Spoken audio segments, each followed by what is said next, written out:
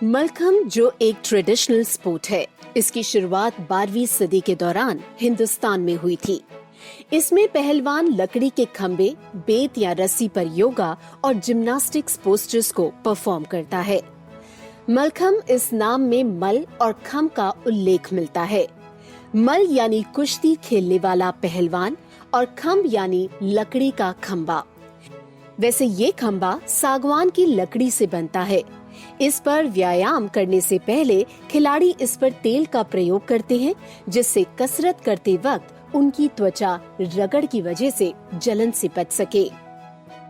मैंने मलखम्ब का प्रशिक्षण मेरे पिताजी से प्राप्त किया था और मेरे उम्र के 6 साल की उम्र से मैं इसको किया है और अभी जो है मैं इसको ट्रेनिंग देने का काम करता हूँ। करीब मैंने ये मलखम्ब का अभ्यास जो है उम्र के 40 साल की उम्र तक किया है और आज मेरी 70 साल की एज है और मैं बच्चों को प्रशिक्षण देने का कार्य करता हूँ। मेरा जर्नी राइट फ्रॉम 8 साल से शुरू हुआ है। अभी मेरा 30 इयर्स और अबोव देन 30 इयर्स मेरा एज है और मैंने उसके अलावा अभी पूना में 3 जगह पे मैंने मलखम्ब के प्रशिक्षण केंद्र भी चालू किया है। 9 साल से मलखम्ब स्टार्ट किया। अब मेरी उम्र है 12 साल। 3 सालों से छोटे से ने मुझे बहुत कुछ सिखाया है। हमने प्रतियोगिता में भी भाग लिया, उसमें हमको पुरस्कार मिला। मलखम्ब खेल जितना आसान दिखता है उतना आसान होता नहीं। ये केवल पोल पर चढ़ने पर उस पर संतुलन बनाने के बारे में नहीं है, बल्कि इस पर सबसे आसान पोज करने के लिए भी आपको इमेंस स्ट्रेंथ और कंसंट्रेशन की जरूरत होती है। मलखम्ब पर रेगुलर प्रैक्टिस कर अच्छे पोज करने में आपको 8 से 10 साल तक लग जाते हैं। दिखने में जितना यह सरल दिखता है उतना ही सीखने में यह बहुत कठिन है, इसलिए इसको सतत अभ्यास की बहुत जरूरत है। इस खेल को ये भी कहा जाए कि यह खेलों का father, it is the father of the game. ये आप कहेंगे इसको तो भी जो है कोई अतिशयोक्ति नहीं होगी। इसे आप 7 से 8 साल की उम्र में शुरू कर 80 साल की उम्र तक कर सकते हैं। 6 साल से छोटे बच्चों को इसे बिल्कुल भी ट्राई नहीं करना चाहिए, क्योंकि तब तक उनकी मांसपेशियां, मसल्स इतनी मजबूत नहीं होती कि वे अपने शरीर का वजन ले सकें। मेरे पास भी अभी 30 इयर्स के अबव यानी 30 साल से बड़े एक यहाँ पे फिजिकल एजुकेशन इंस्टीट्यूट है यहाँ पर डीम्ड यूनिवर्सिटी। वहाँ से स्पोर्ट्स टीचर आए थे, सर मुझे भी आपके यहाँ से ही मलखम्ब सीखना है। तो मैंने बोला ऐसा कुछ एज लिमिट नहीं रहता।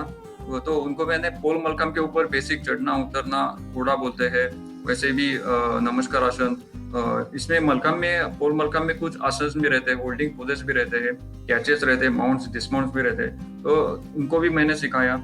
वैसे ही रोप मलखम्ब के ऊपर भी एक मोर देन 50 इयर्स 50 साल से ऊपर एक महिला आए थे रोप मलखम्ब सीखने। सर मुझे भी आपके यहाँ से, मराठी में बोलते सर मला तुमच्याकडनं शिकाय, ठीक है, तो मुझे आपके यहाँ से सीखना है। तो उनका उम्र भी 50 साल है और उस उम्र में उन्होंने भी ये रोप मलखम्ब सीखा है, रस्सी का मलखम्ब। तो इसलिए एज लिमिट ऐसा कुछ ये मलखम्ब में नहीं रहता, लेकिन you have to concern with doctor की आप कुछ आपको कुछ इलाज या मरीज कोई डायबिटीज और अदर कुछ रहेगा तो उनके एडवाइस के ऊपर ये मलखम्ब एक्टिविटी सीख सकते हैं।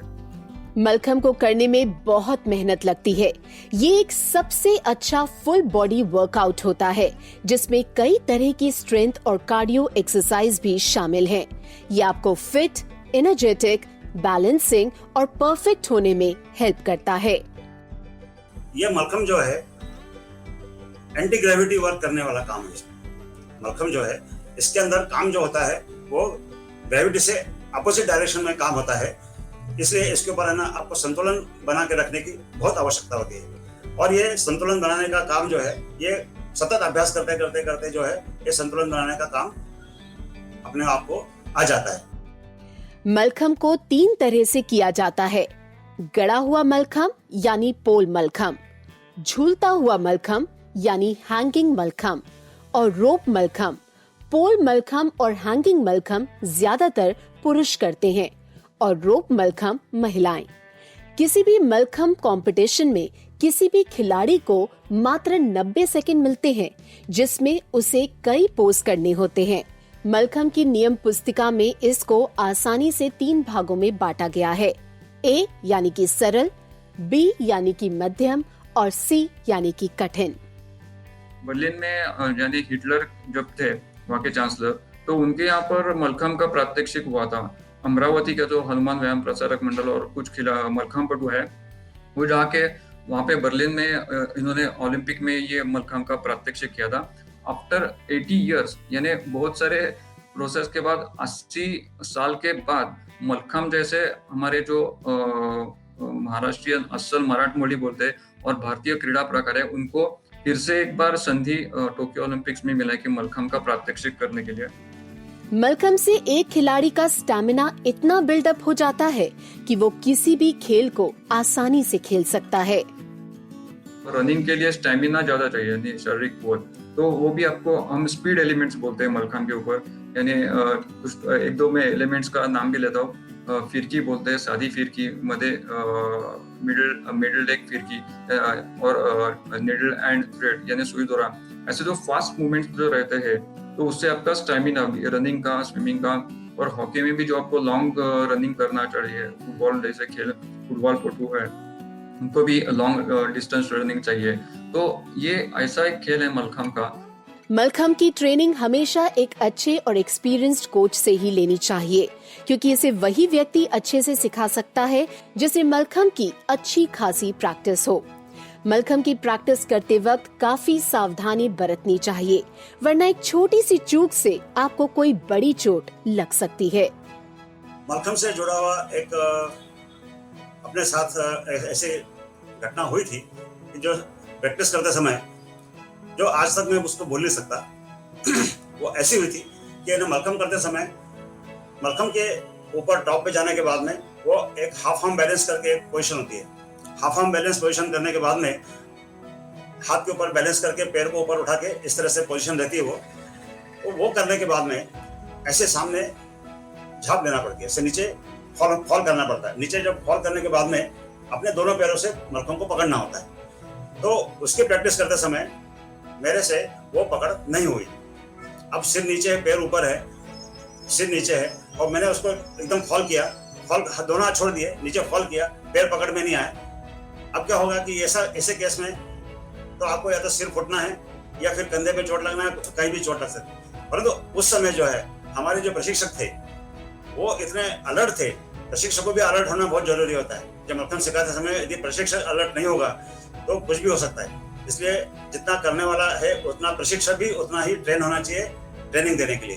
तो हमारे जो प्रशिक्षक थे उन्होंने मेरा सिर जो है वो अपने कंधे पे झेला, और कंधे पे झेलने के बाद में मेरे को सपोर्ट मिल गया, और सपोर्ट मिलने से मेरे हिप्स के ऊपर में जो है नीचे गिरा, तो इसलिए मेरा सिर फुटने से बच गया।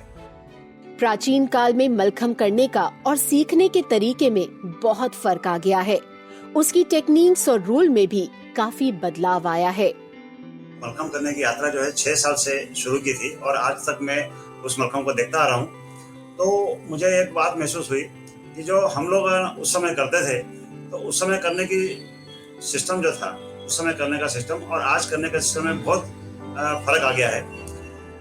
उस समय क्या होता था कि ना उसमें हमें जो है जिम्नास्टिक का पुट उसमें नहीं था। उस समय ये था कि ना आप अपने बॉडी को थोड़ा सा श्रिंक करके, बॉडी को थोड़ा सा छोटा करके आप कितने मतलब मूवमेंट कर सकते हैं, उतने मूवमेंट करना है। और अभी आजकल उसमें क्या है कि जिम्नास्टिक का पुट थोड़ा ज्यादा आ गया है। क्योंकि जिम्नास्टिक में क्या होता है, जैसे ना अपने हाथ पैर स्ट्रेटनेस होना चाहिए, पैर स्ट्रेट होना चाहिए, और उस समय यह सिस्टम नहीं था। और उस समय ना बहुत ही अलग टाइप से सिखाया जाता था। अभी क्या बीच में ना कुछ 7-8 साल का गैप पड़ गया बीच में, जो कॉम्पिटिशन्स बंद हो गई थी, गवर्नमेंट ने कॉम्पिटिशन करना बंद कर दिए थे, इसलिए जो गैप पड़ गया, उस गैप के अंदर जो है हमारे एज के जो करने वाले थे वो बाजू हो गए। और उसके बाद में जो नई जनरेशन जो आई, नई जनरेशन आने के बाद में उन्होंने उसमें जो है कुछ अपने हिसाब से डेवलपमेंट किए, ऐड किए, और कुछ सिस्टम ही अलग कर दिया उसका। तो ये मैं देख रहा हूँ कि आजकल जो है जिम्नास्टिक का पुट उसमें ज्यादा है, समर शॉट मारना या फिर ना ऊपर खड़े रह ना बैलेंस करना, बहुत सी चीजें उसमें है जो उसमें दिखाई जाती है। तो ये फर्क थोड़ा सा मेरे को मालूम पड़ा है। और उस समय जो हम करते थे, उस समय ना जो मलखम में एक प्रकार से ऑयल लगाया जाता है, उसमें कैस्टर ऑयल लगाते हैं आजकल। हमारे टाइम पे जो है मीठा तेल होता था, मूंगफली के दाने का तेल वगैरह होता था, वो बहुत स्लिपरी होता था और उस तेल के ऊपर हमें करना पड़ता, उस तेल लगा के उसको पोल को तेल लगा के फिर उसके ऊपर करना पड़ता। आजकल क्या है कि वो चेंज हो गया, आजकल कैस्टर ऑयल और प्लस वो उसके ऑयल के अंदर भी राल वगैरह मिला के क्या क्या करके उसको जो है टाइट कर देते हैं और टाइट करने के बाद में उसको करते हैं। पर हमारे टाइम में ये नहीं था। उस समय हमारे टाइम में जो है जब करते थे हम, तब है ना नीचे मैट वगैरह भी नहीं होती थी, खाली ग्राउंड होता, ग्राउंड के ऊपर पोल लगा हुआ है, वहीं पर। आजकल मैट सिस्टम भी आ गया है, तो ऐसे चेंजेस आ गए हैं, पर अच्छा है। अभी जो सिस्टम है थोड़ा मेरे को अच्छा लग रहा है, क्योंकि उसके अंदर जो पोजीशंस जो है वो अच्छी क्लियर दिख रही। उसकी वजह से क्या है कि ना उसमें एक गेटअप आ गया है।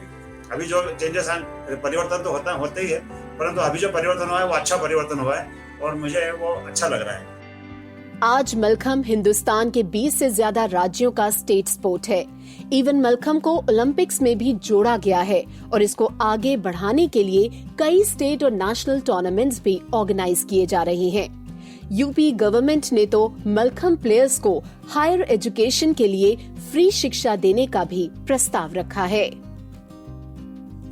अभी आप देखो, अब मैं 70 साल का एज का हूँ, परंतु आज भी मैं जो है जितना मैंने सीखा है उतना मैं बच्चों को सिखा रहा हूँ। सभी सिखा सकते हैं और मैं कभी जरूरत पड़े तो मैं करके भी दिखा देता कि इस तरह से करना है। परंतु अब वो स्टेमिना पहले वाला नहीं है जो अब, परंतु फिर भी मैं इतना कॉन्फिडेंस है मेरे के अंदर कि मैं अगर किसी को नहीं जम रहा है तो मैं उसको करके दिखाइए ऐसा करना है, इस तरह से मैं कर सकता हूँ। तो ये है कि जिन्होंने मलखम्ब सीखा हुआ है, जो मेरी उम्र के सीखे हुए हैं, उन्होंने भी आगे आना चाहिए और इस खेल को आगे बढ़ाने के लिए प्रयास करना चाहिए। ये मैं जो है सबको संदेश देना चाहता हूँ कि ना इसको करें। उम्र के पीछे मत पड़ो, मलखम्ब सीखो और तंदुरुस्त और चुस्त रहो। मलखम्ब करने से शरीर की मांसपेशियां स्ट्रांग हो जाती है। मलखम्ब करने से हमारे दिमाग की एकाग्रता बढ़ जाती है। मलखम्ब करने से शरीर तंदुरुस्त होता है। मलखम्ब करने से शरीर चुस्ती पुस्ती होता है। मलखम्ब करने से हमें बहुत आनंद